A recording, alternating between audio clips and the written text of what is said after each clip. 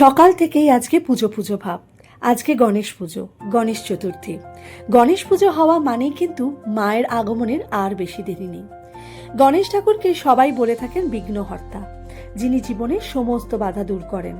জ্ঞান, সৌভাগ্য আর সমৃদ্ধির প্রতীক হচ্ছেন তিনি। তাই যে কোনো কাজ শুরুর আগে প্রথমে গণেশ ঠাকুরের নাম করা হয়ে থাকে।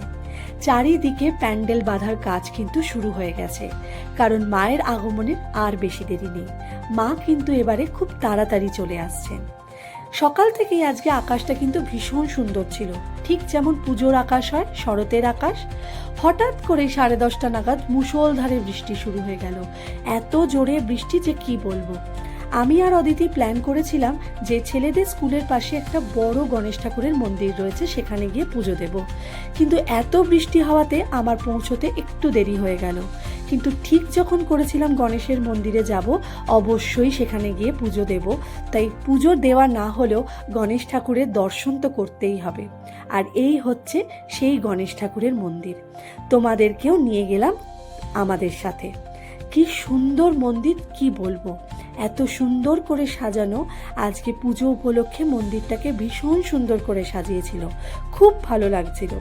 অনেকেই এসেছিলেন পুজো দিতে, অঞ্জলি দেওয়া হয়েছিল, কিন্তু আমরা পুজো বা অঞ্জলি কোনোটাই দিতে পারলাম না, কারণ অনেকটাই দেরি হয়ে গেছিল। কিন্তু ঠাকুরকে বললাম যে তোমাকে খুব তাড়াতাড়ি পুজো দিতে আসবো। আজকে অনেকটা লেট হওয়াতে পুজো দিতে পারলাম না। খুব সুন্দরভাবেই ঠাকুরমশাই দুজন পুজো নিচ্ছিলেন এবং সবার পুজো নিচ্ছিলেন নাম গোত্র ধরে। খুব সুন্দর লাগলো ব্যবস্থাটাও। কোনো ঠেলাঠেলি ভিড় কিচ্ছু নেই, সবাই ধীরে ধীরে পুজো দিচ্ছিলেন। জায়গাটাও অনেকটা বড় এবং ভীষণ সুন্দর। আমি প্রথমবার এলাম এই মন্দিরটাতে এবং ভীষণ ভালো লাগলো। এত কাছে মন্দির কিন্তু কোনোদিন আসিনি, আজকে এলাম, মনটা খুব ভালো লাগলো। চারিদিকটা খুব সুন্দরভাবে সাজানো হয়েছিল, বেশ ভালো লাগলো। যাই হোক, গণেশ ঠাকুর সবার মঙ্গল করুন, সবার মনোকামনা যেন তিনি পূর্ণ করেন, এটাই বলবো।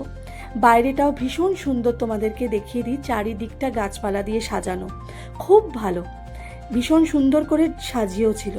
যাক, আজকে আমি আর অদিতি কিন্তু একটু সুন্দরভাবে পুজো না দিতে পারলেও ঠাকুরের দর্শন কিন্তু খুব সুন্দরভাবে করলাম, সেটাও তোমাদের সাথে শেয়ার করলাম। যেহেতু ছেলেদের স্কুল ছুটি হয়ে যাবে, তাই জন্য আমাদেরকে বেরিয়ে পড়তে হলো। এবং এই হচ্ছে সেই গণেশ মন্দিরের বাইরেটা তোমাদের সাথে শেয়ার করলাম। আমাদের এই ভিডিওটা কেমন লাগলো অবশ্যই জানিও। আর আমার ফ্ল্যাটেরও আজকে পুজো হয়েছে, সেই ভিডিওটাও তোমাদের সাথে শেয়ার করি। সেখানেও আমি আজকে পৌঁছতে দেরি হয়ে গেছে, পুজো শেষ হয়ে গেছিল। এই হচ্ছে আমার ফ্ল্যাটের গণেশ ঠাকুরের মন্দির। খুব সুন্দরভাবে সেখানেও পুজো হয়েছিল। যাক, গণেশ ঠাকুর যেন সবাইকে ভালো রাখে, সুস্থ রাখে, সবার পুজো যেন খুব ভালো কাটে, সবার মঙ্গল করুক ঠাকুর, এটাই চাইবো। পুজো যেন সবার ভালো কাটে। সবাই কিভাবে পুজো দিলে আজকে অবশ্যই কমেন্টে জানিও। সবাই ভালো থেকো, সুস্থ থেকো। সবার সাথে আবারও দেখা হবে পরবর্তী ভিডিওতে। সবাইকে ঠাকুর যেন ভালো রাখে।